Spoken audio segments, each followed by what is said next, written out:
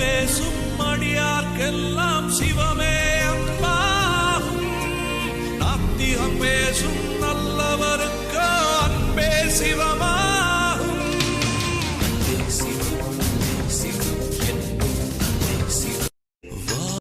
உங்க பொழப்பு கெடுக்க மாட்டேன், பொழைச்சு போங்க. அன்பின் பாதை சேர்ந்தவனுக்கு முடிவே இல்லையடா. மனதின் நீளம் எதுவோ அதுவே வாழ்வின் நீளமடா. முன்ன பின்ன தெரியாத ஒரு பையனுக்காக கண்ணீர் விடுற அந்த மனசு இருக்கு, அதான் கடவுள்.